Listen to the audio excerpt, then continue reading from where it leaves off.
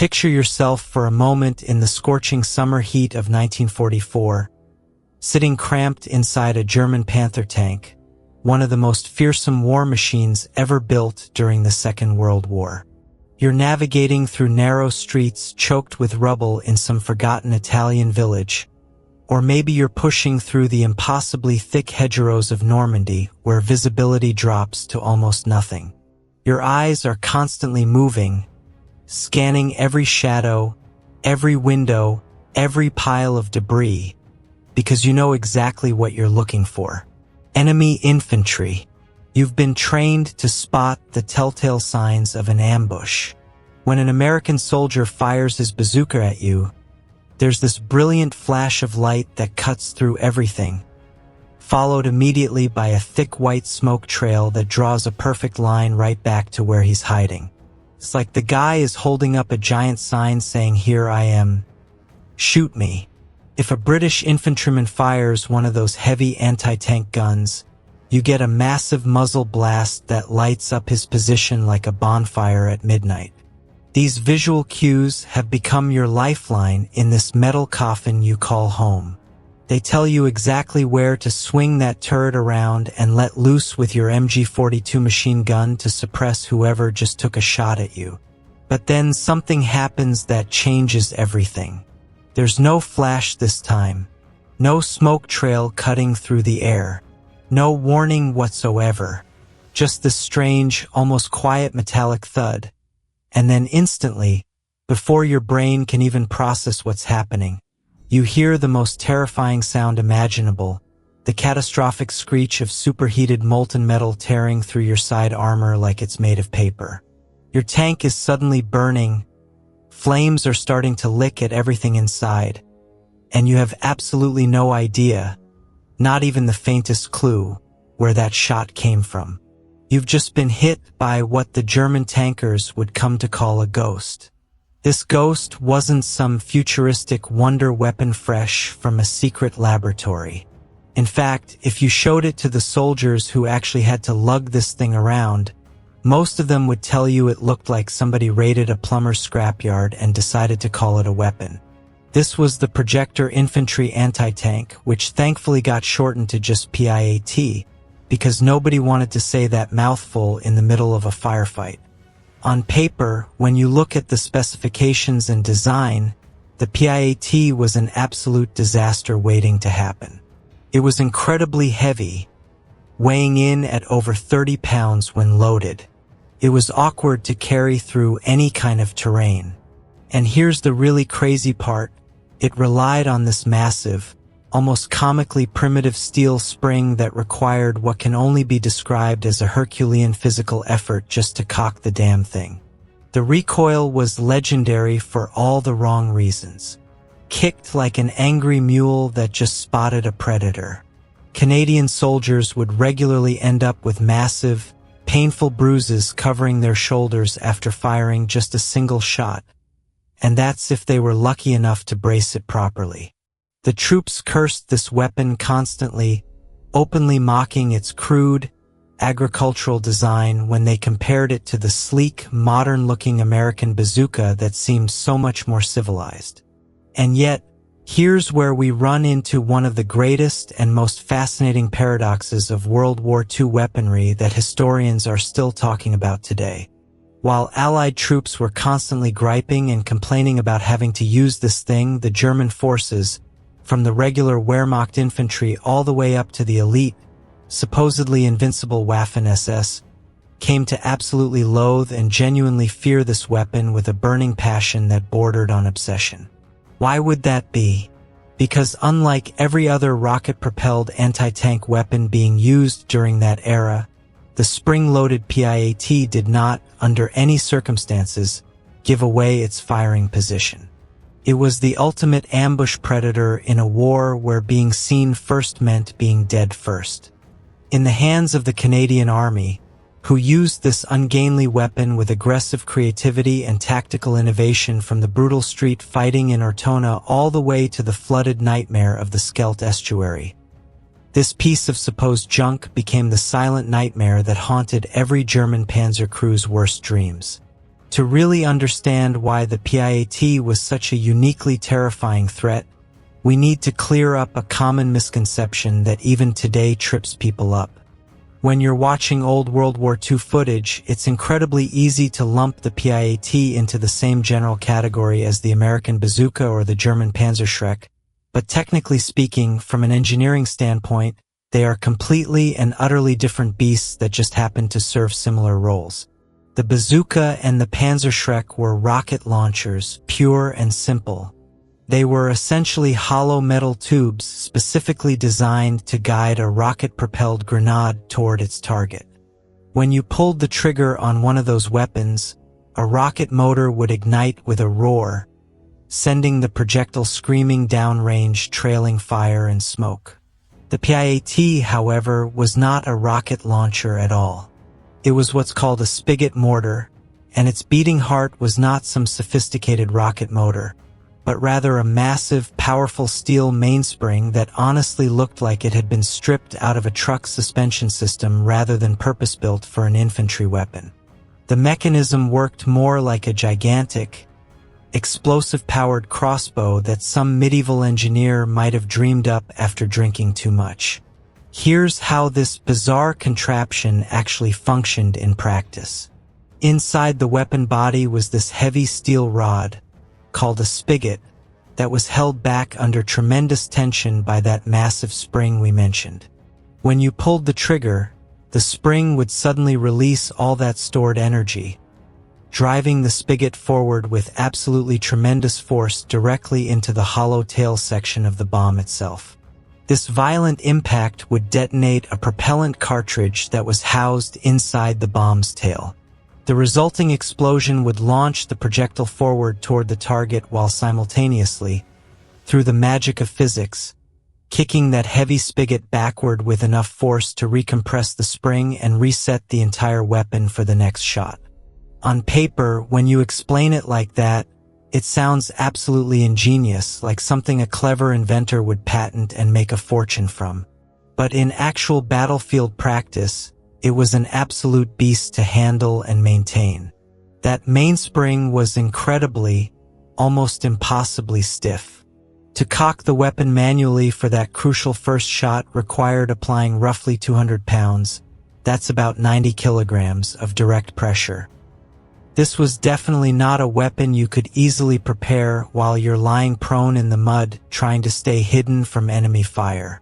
A soldier would often have to actually stand up, plant the weapons but firmly on the ground, and use his entire body weight while pulling with both arms to engage that spring mechanism. This was an extremely dangerous move to make in the heat of combat when standing up for even a second could get you killed. And then, after you'd finally managed to cock this monster, there was the recoil to deal with. Because the PIAT relied on this heavy mechanical spring system combined with a captive explosion happening inside the mechanism rather than being vented out the back, the recoil was absolutely punishing to experience. Canadian veterans who survived the war would often joke, with that dark humor soldiers develop, that they deserved a special medal just for firing the damn thing more than once. If a soldier didn't hold the weapon tightly, and I mean really tightly, braced against his shoulder with proper form, the kickback was strong enough to cause severe bruising that would last for weeks, or even dislocate a collarbone entirely, putting that soldier out of action. It was genuinely a weapon that hurt the person using it almost as much as it hurt the intended target. However, and this is the crucial point that changes everything, this crude, shoulder-bruising, spring-powered mechanism provided one massive, game-changing tactical advantage that the Germans came to absolutely despise with every fiber of their being. Rocket launchers like the Panzer created what's called a massive backblast when fired. When a German soldier squeezed the trigger on a Panzer, a jet of superheated flame and expanding gas would erupt violently from the rear opening of the tube. This back blast accomplished two things, both of them terrible for the person firing. First, It made it completely impossible to fire the weapon from inside any kind of building or enclosed space without either killing the operator outright or setting the entire structure on fire around him. Second, and just as importantly, it would kick up a massive, billowing cloud of dust, dirt, and smoke that instantly revealed the shooter's exact position to every enemy tank crew, machine gunner, and sniper within visual range of the area. The PIAT had absolutely no back blast whatsoever, because the explosion happened entirely inside the bomb's tail section and all that energy was absorbed by the spring mechanism and directed forward. There was no jet of flame shooting out the back end. There was no giant puff of telltale white smoke. There was no visible muzzle flash to catch someone's eye. This meant a Canadian soldier could lie completely hidden in tall grass or rubble, fire his shot at an approaching tank, and remain utterly, completely invisible to the enemy. Even more importantly, as the war ground on and the fighting moved into the tight, claustrophobic urban ruins of Italian cities and later Dutch towns, this unique characteristic allowed the PIAT to be fired from inside small rooms, narrow hallways, and basement windows, something the German anti-tank teams with their Panzerschrecks simply could not do without committing suicide. While the German engineers back in their factories and design bureaus openly mocked the PIAT's primitive, almost laughable design philosophy, the German tank crews actually on the receiving end of this weapon out in the field learned a very hard, very painful lesson that no amount of technical superiority could overcome. A crude weapon that you absolutely cannot see or locate is infinitely, immeasurably more dangerous than the most sophisticated, beautifully engineered weapon that announces its position every single time it fires.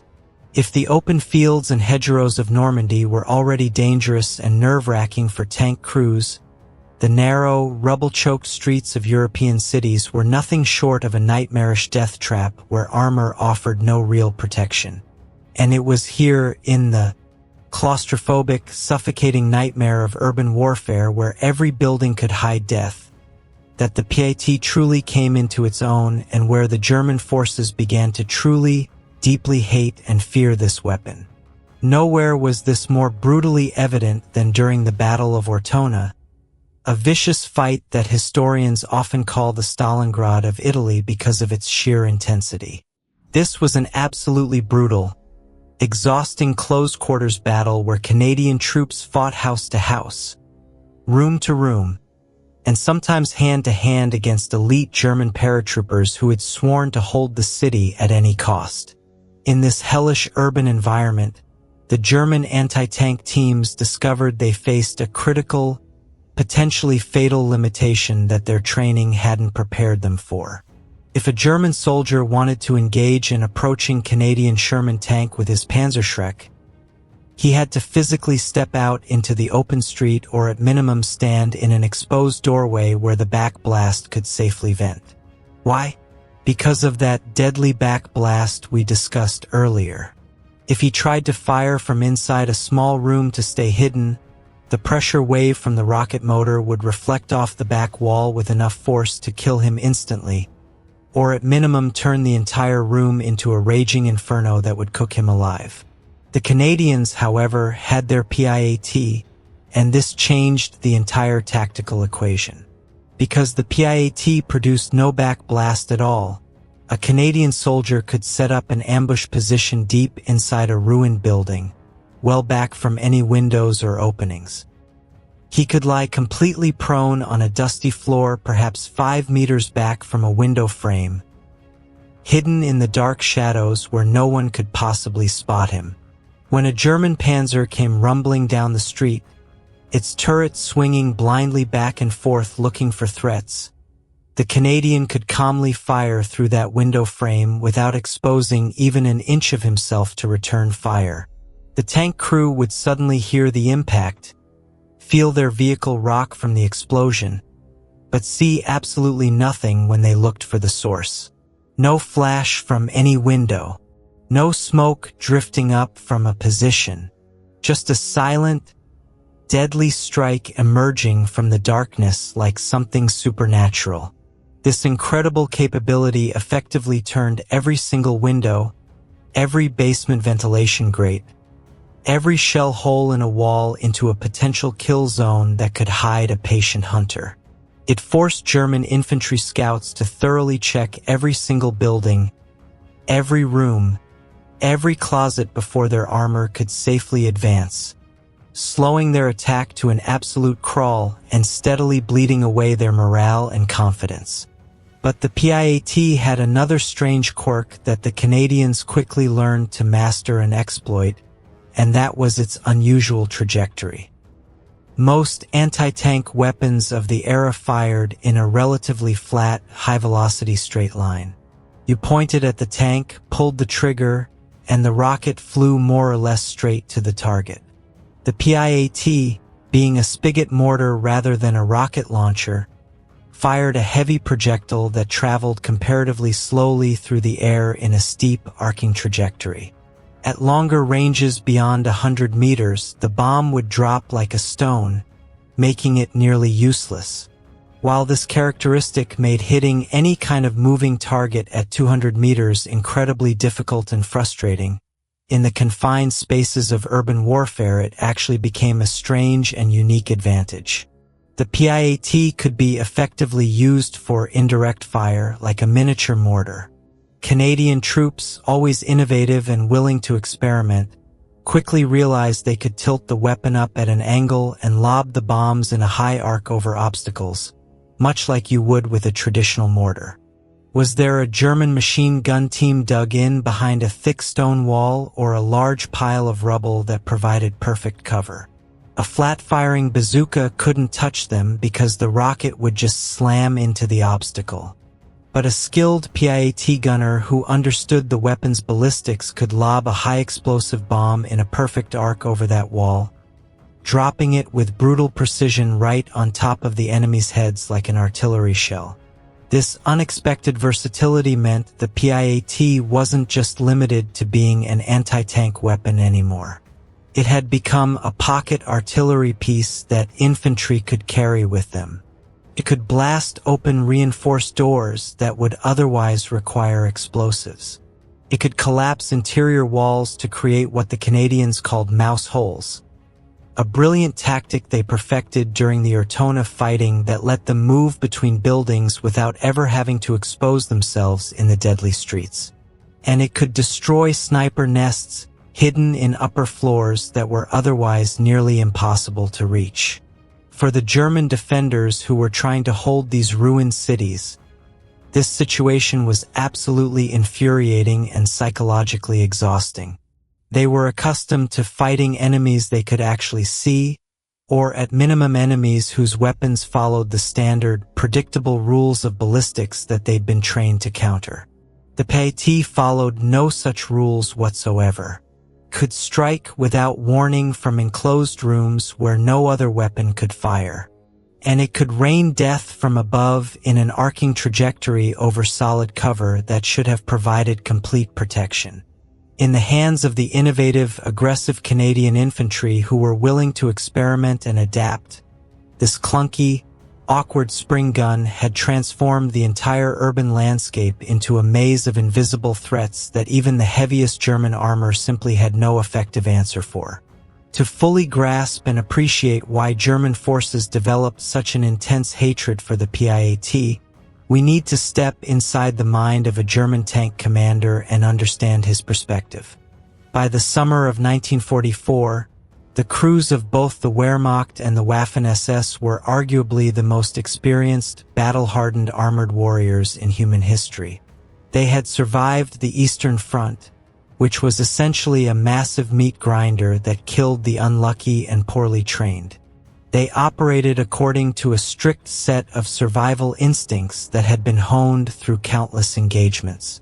Their absolute primary rule of survival, the one thing that kept them alive day after day, was simple and had been drilled into them endlessly. Target identification and immediate suppression.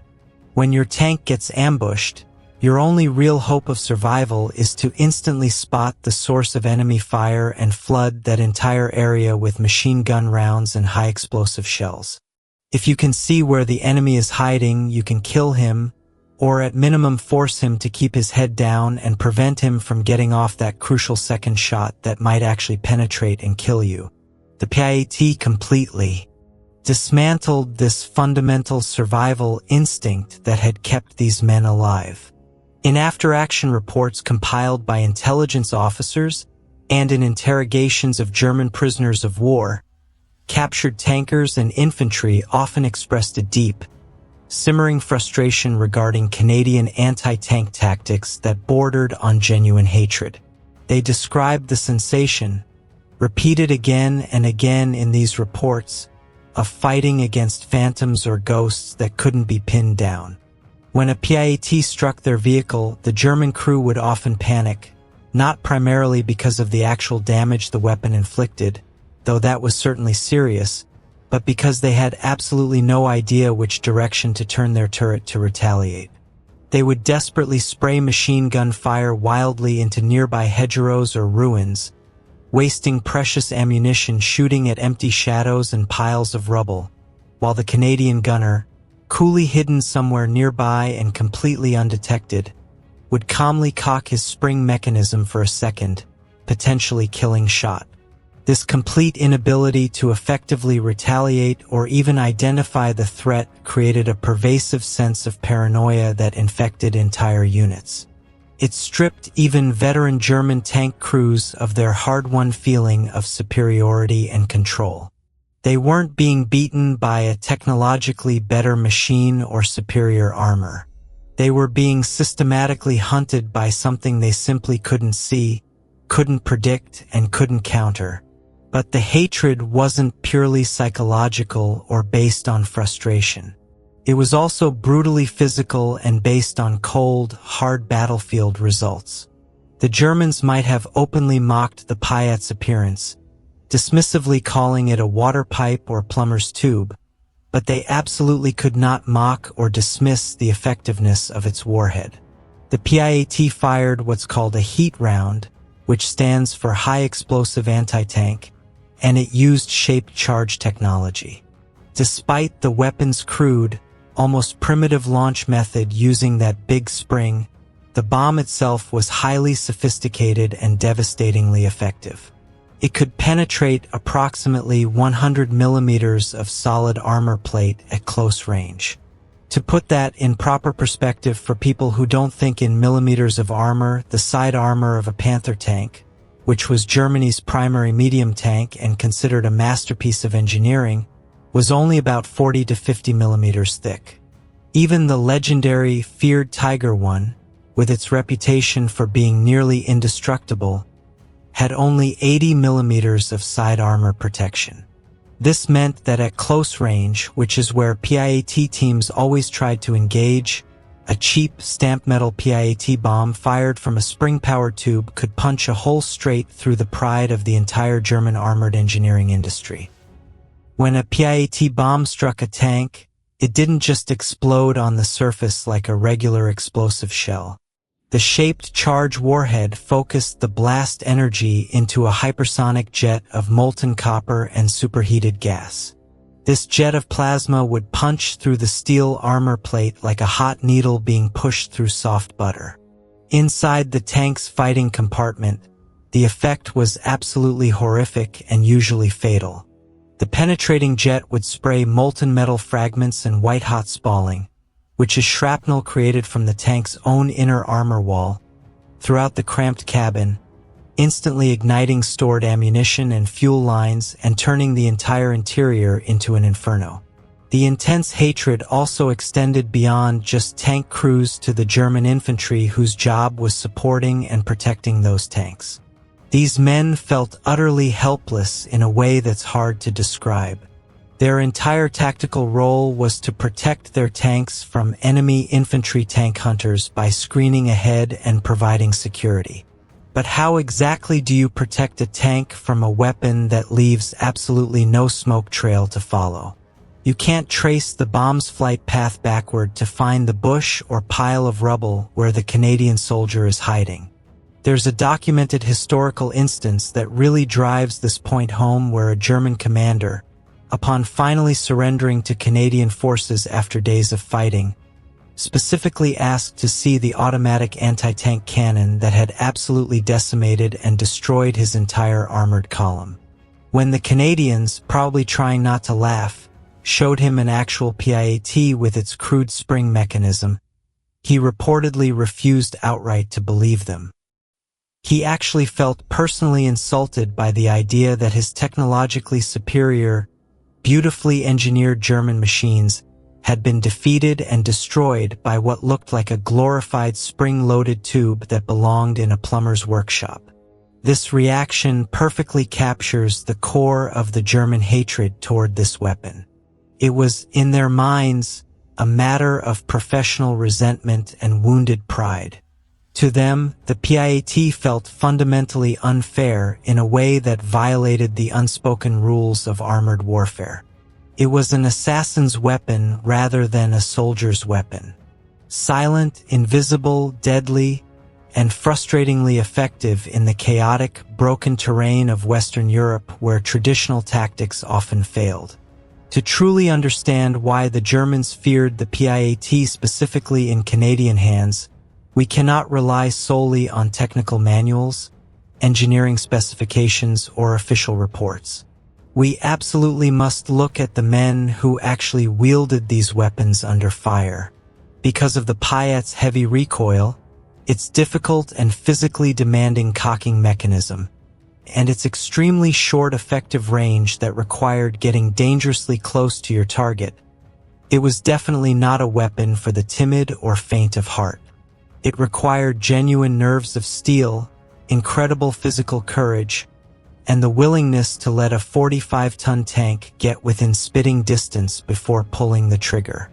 And no soldier in the entire Canadian Army exemplified this gritty, determined courage more than Private Ernest Alvia Smith, who everyone called Smokey, of the Seaforth Highlanders of Canada. On a cold, rain-soaked night in late October 1944, Smith's unit had just crossed the swollen Savio River in Italy to establish what was honestly a pretty fragile bridgehead on the far bank. They were essentially cut off from reinforcements, heavily outnumbered by German forces in the area, and frantically digging into the muddy ground trying to create some kind of defensive position. Suddenly, cutting through the sound of rain and distant artillery, came the distinct, terrifying roar of Maybach engines, the sound every Allied infantryman had learned to fear. 3 massive German Panther tanks, supported by self-propelled guns and a company of veteran infantry, were advancing directly toward their position with the clear intention of crushing this bridgehead and pushing the Canadians back into the river. A Panther tank, and this cannot be overstated, is an absolutely terrifying beast to face as an infantryman. Its frontal armor is nearly impenetrable to almost every weapon the Allies had at that point in the war. To kill one with a PIAT, you absolutely cannot shoot from 200 meters away hoping to get lucky. You can't even engage effectively from 100 meters away where you might feel relatively safe. You have to get close, suicidally, insanely close to have any real chance of penetrating the armor. As the lead Panther came clanking down the muddy road, its machine guns sweeping back and forth, spraying fire across the entire area, Private Smokey Smith did not panic, and he certainly did not retreat to a safer position. He grabbed his PIAT, that heavy, awkward weapon he'd been carrying all day, while his comrades held their collective breath and watched in a mixture of awe and horror. Smith waited in a roadside ditch, completely still, letting this 45-ton monster of steel and fury approach closer and closer. He let it roll forward until it was practically on top of his position, at a distance of just 30 feet, maybe 10 meters at most, so close he could probably hear the crew talking inside. At that point-blank range where missing was almost impossible, the German crew had absolutely no chance to spot this lone soldier hiding in the dark. Smith rose from his ditch, coolly leveled that heavy, awkward weapon, took careful aim at the tank's thinner side armor, and squeezed the trigger. Thump! The shaped charge warhead slammed into the Panther's side with tremendous force, instantly crippling the massive vehicle and stopping it dead in its tracks. But the battle was far from over for Smokey Smith.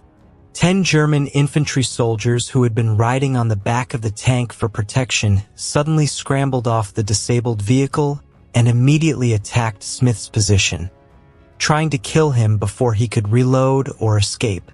Showing absolutely incredible ferocity and combat instinct, Smith dropped the now empty PIAT, smoothly transitioned to his Thompson submachine gun, and in the resulting close-quarters firefight killed 4 of the attacking soldiers outright while driving the rest back in confusion.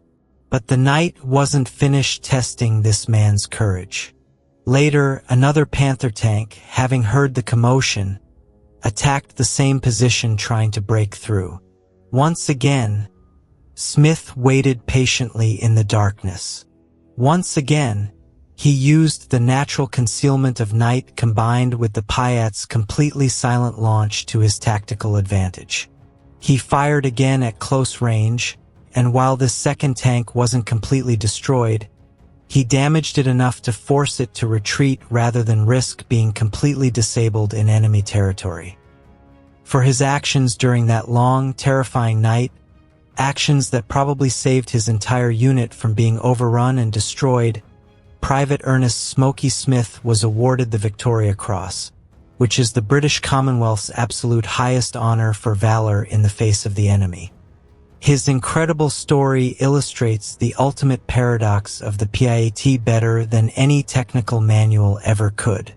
It was genuinely a weapon that soldiers loved to hate with a passion. It was painfully heavy to carry on long marches.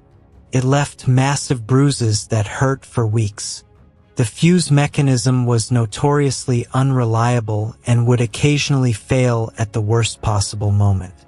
But in the chaos and confusion of a night ambush, where stealth and invisibility were literally the only things keeping you alive against superior armor, it was absolutely irreplaceable.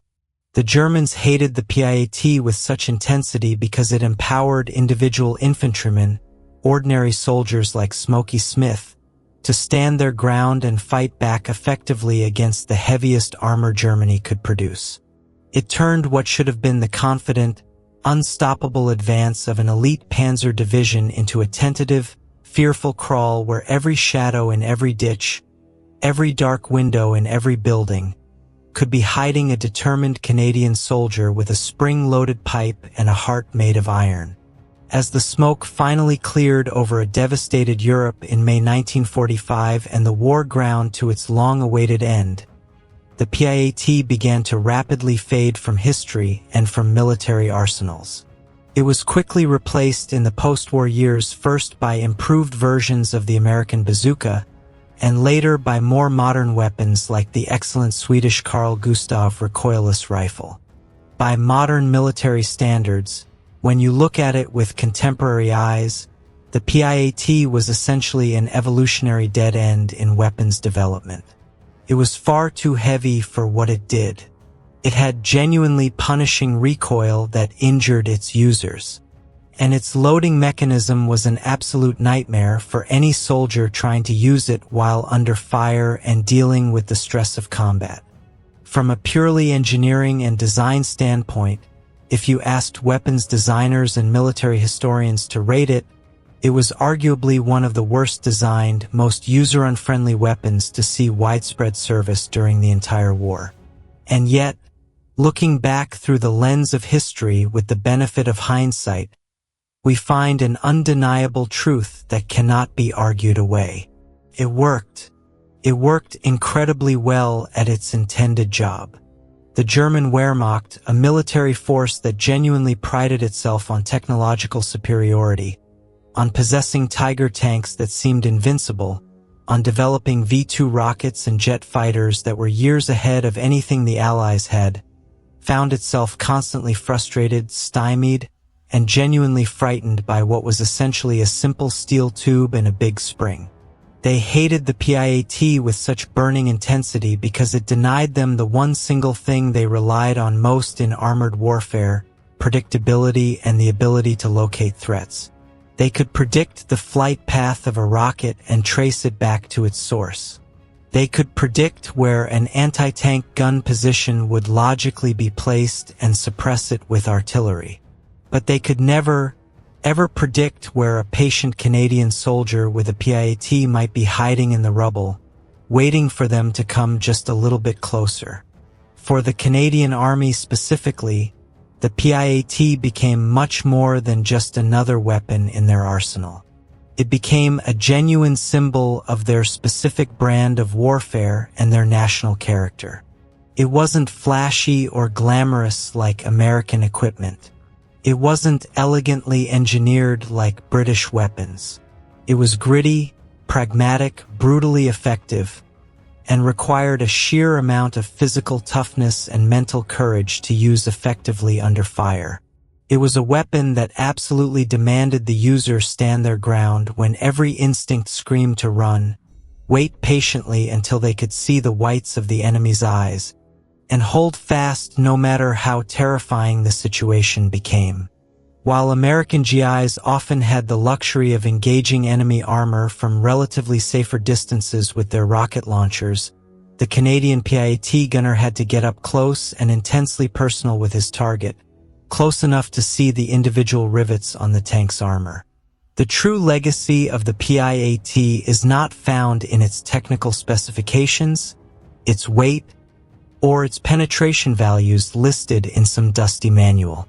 It is found in the burnt-out, smoking hulks of Panther tanks that still litter the narrow streets of Ortona.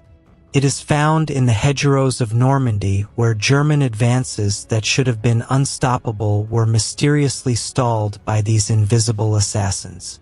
And it is found most powerfully in the Victoria Cross awarded to Smoky Smith, a decoration that proved beyond any doubt that a single determined soldier with nothing but a crude spring gun and unshakable courage could stop an entire blitzkrieg in its tracks. The Germans hated it because it fundamentally broke all the established rules of armored warfare. The Canadians used it, despite all its many flaws, because it won battles when battles desperately needed winning. In the end, the Silent Nightmare earned its permanent place in military history, not by being the best weapon from a technical standpoint, but by being exactly the right weapon at exactly the right time in exactly the right hands.